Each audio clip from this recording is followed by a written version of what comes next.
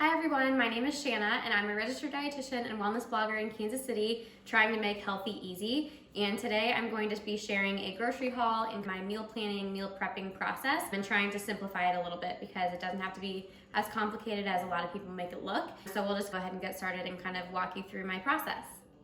The very first thing that I do is take inventory of the refrigerator, the pantry, and the freezer just to see what we're already working with, and then that can help me decide what meals we're going to make based on what we already have. That can really help cut down costs and minimize the amount of stuff that you have to buy, and prevent food waste, because if you already have the food and you just don't use it for a long time, you're eventually going to throw it away. So it can just help you be more economical and smart with the food that you have. So that's kind of what I did today. We already had some chicken in the refrigerator that's thawed, as well as some ground turkey. So I'm going to incorporate those in a couple of meals. You can see I've already done some prep here. So I have broccoli, cauliflower, sweet potatoes already chopped up, and I have Brussels sprouts that I'll chop in just a little bit here. I have a couple of salad kits that are really great for lunches especially. I am blessed to be working from home currently, but my husband does go into the office, so he really wants to have some healthy, easy lunches. So those are what I'm planning to use those for this week. And then bread, it's always a staple. Don't let anyone tell you you can't eat healthy and also eat bread. 100% whole grain, delicious.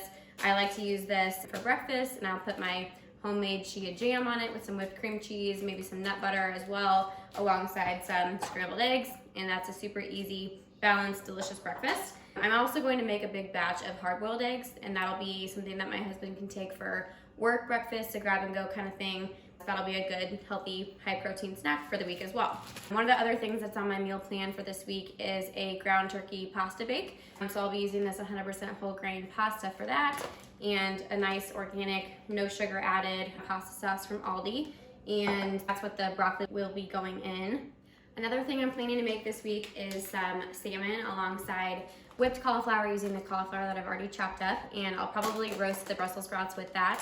For the salmon, I'll probably either pan sear it or bake it. Either way, it's super easy and delicious and full of good heart-healthy fats. Another meal on my list is honey garlic chicken, and that is what I use these 100% whole grain breadcrumbs for, which are kind of hard to find. So if you can't find them, no big deal. You can use regular panko breadcrumbs or whatever you find, but 100% whole grain is always ideal if you can find it. But it's one of our favorite meals, and I actually have some sugar snap peas as well, but you can see I have a variety, so I'll kind of just decide on the fly. But that meal goes with some quinoa. One thing I wanted to mention about quinoa is it's a really good meal prep option, because I find that it stays moist and good in the refrigerator for a couple of days, versus brown rice tends to get kind of dry and hard.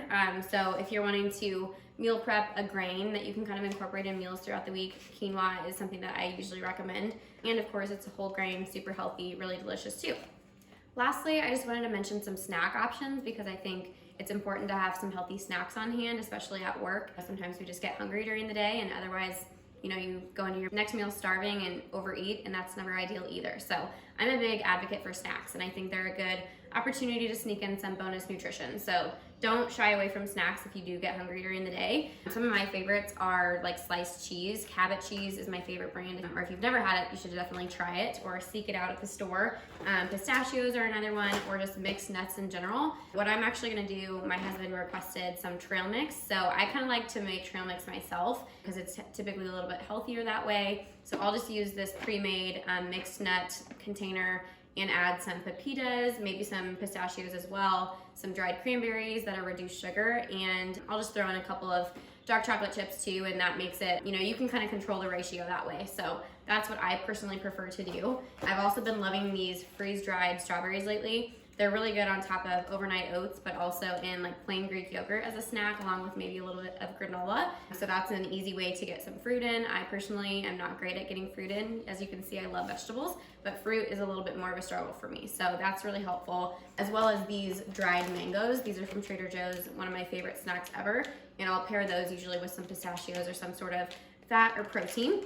And then bananas, of course, are super easy. Can be incorporated in lots of different ways. I almost always pair my bananas with almond butter or crunchy peanut butter. It's just a really easy and healthy snack as well. And then I actually have a bag of lots of little baby avocados, so I'll just kind of incorporate those in meals throughout the week too. Maybe make some avocado toast, and if we happen to make anything Mexican, I always love having avocados on hand.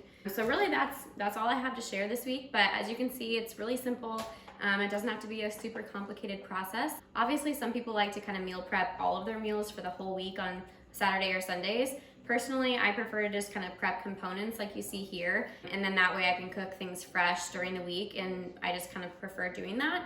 Obviously, you have to do what works best for you and your lifestyle and your schedule and things like that. If it's totally unrealistic to cook things during the week, then prepping stuff in advance on the weekend is probably your best bet. So you just kind of have to be flexible, and also keep in mind that a meal plan doesn't have to be set in stone. We have to be sort of flexible and open-minded and just go with the flow, because sometimes life happens and that's okay. But doing this kind of thing really helps set me up for success during the week, ensures that I'm eating healthier, I feel better that way, my workouts are better, just everything is typically better when I plan ahead. And I also save money because I'm not going out to eat at the last minute. So hopefully these tips were helpful for you. Of course, if you have any questions, leave those below. And if you enjoyed this, make sure to like and subscribe to my channel, and I will keep them coming. Thank you.